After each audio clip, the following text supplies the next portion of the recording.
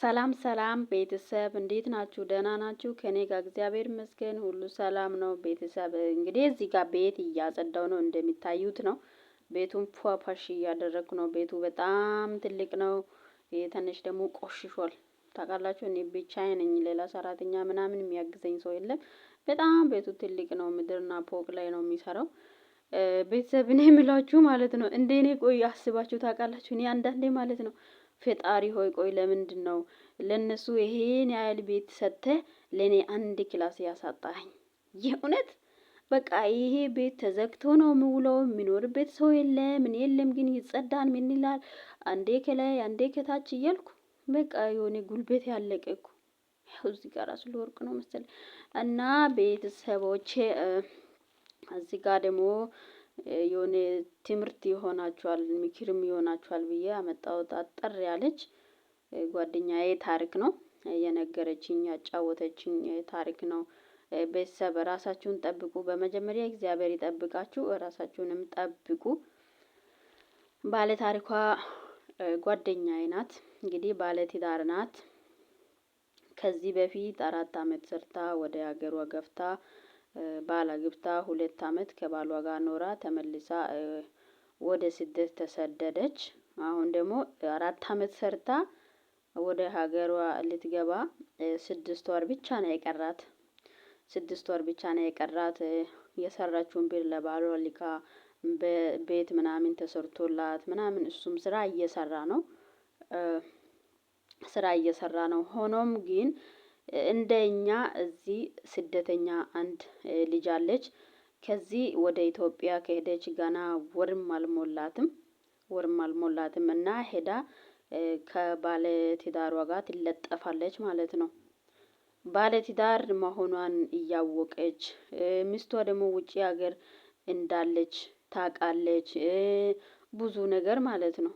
ቤትም እንደሰራች ውጭ ሀገር ሚስቱ እንዳለች ታውቃለች። ሁሉም ነገር ታውቃለች። እያወቀች ሄዳ ከባለ ትዳር ጋር ልጥፍ እና እቺ ደግሞ ባለ ታሪኳ እንዴት ትላለች? እኔ ምን ማድረግ ነው ያለብኝ? ምን ላድርገው? በቃ ከዚህ በኋላ እሰይ ብዬ በቤቴ ያርፋለሁ።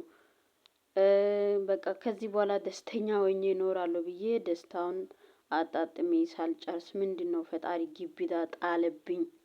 ምን መሆን ያለብኝ? በቃ ደግሞ ለባለ ታሪኳ ቪዲዮም ይደርሳታል፣ ፎቶም አንስቶ ይልኩላታል። ሁሉም ነገር ታያለች። ይሄ ውሸት ነው ብዬ እንዴት ሊቀበል?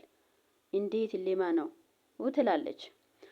እኔ ደግሞ ብቻ ራስሽን አትጉጂ፣ አንቺ ሰላም ከሆንሽ ሁሉም ነገር ታገኛለሽ። ግን ይሄ 6 ወር የቀረሽን ራሱ ለማዳሟ የሆነ ነገር ነግረሽ ቶሎ ሄደሽ የሆነ ነገር ብታደርጊ፣ ሄደሽ በጠረጴዛ ዙሪያ ቁጭ ብለሽ ብታወሪ ይሻልሻል ብዬ እንትን እላታለሁ። ያው እንግዲህ አረቦች ታውቃላችሁ ለመሄድ 6 ወር የቀራት ልጅቷን እኔ እንጃ ይልኩታል ብዬ ተስፋም አላደርግም። ግን እሱም አልገረመኝም። የእውነት እንደኛ እዚህ ስደት ሀገር ኖራ የስደት ድካም እያወቀች ከዚህ የሄደችው ሴት ልጅቷ ማለት ነው ጤነኛ ናት? ጤነኛ አይደለችም። ከባለ ትዳሯ ጋር ባለ ትዳር እንደሆነ እያወቀች ሚስቷ ውጭ ሀገር እንዳለች እያወቀች ቤትም ሰርታ ሁሉም ነገር አድርጋ በቃ ቤቴ ነው ባለ ትዳሬ በቃ ትዳሬ አለኝ ብላ ልትመጣ ስታስብ ልጅቷ ይሄ ነገር ሲፈጠርባት ራሱ በኢየሱስም ብቻ ከባድ ነው። ቤተሰብ የእውነት እኔ ማውራው ሁላ ራሱ እየጠፋብኝ ነው። እና ይሄን ሁላ ባለትዳር መሆኗን ቤትም እንደሰራችው ለመምጣት ትንሽ ወር እንደቀራትም ታውቃለች። ከዚህ ሄደች ልጅ ማለት ነው ሄዳ ከባለትዳሯ ጋር ልጥፍ ማለቷ ምን ማለት ነው? እቺ ልጅ እኔ ጤነኛ ናት ብዬ እንግዲህ አላስብም። የቱ ጋር እንደሚያማት ከላይ ነው የሚያማት ከታች ነው የሚያማት፣ እሱም ፈጣሪ ይወቀው። ምክንያቱም እንደኛ ስደተኛ ናት። ሄዳ ከባለ ትዳሯ ጋር ምንድነው የሚለጥፋት? የእውነት ምንድነው የሚለጥፋት? ታውቃለች እኮ ይሄን ሁሉ ታውቃለች። ባለ ትዳርም እንደሆነ ሁሉም ነገር እያወቀች እንዴት ሄዳ ከባለ ትዳር ጋር ትለጠፋለች? ብቻ በጣም ከባድ ነው። እሱ አኖራለሁ ካለኝ እሱ አገባሻለሁ ካለኝ ማን ምን አገባ በኔ ህይወት?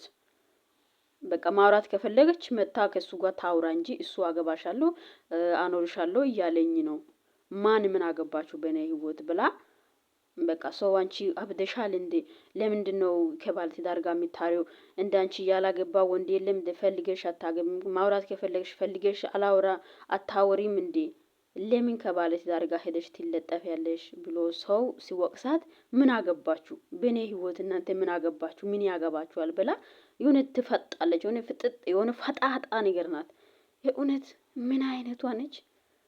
ብቻ ቤተሰብ ከባድ ነው። እንግዲህ ምን እንደምታደርገው ግራ ገብቷታል። እኔ ለራስም ግራ ገብቷል። እንግዲህ ፈጣሪ እርዳት ነው። ቤተሰብ እግዚአብሔር ይጠብቃችሁ ከእንደዚህ አይነት አደጋ። እኔ በቃ ግቢዳ ነው የተጣለባት ማለት ነው ለባለ ታሪኳ። እንግዲህ ፈጣሪ እርዳት። ይኸው ቤቱንም ጨርሻለሁ እዚህ ጋር እየሰራው። እኔ ራሱ ደክሞኛል፣ በጣም ነው የደከመኝ ማለት ነው።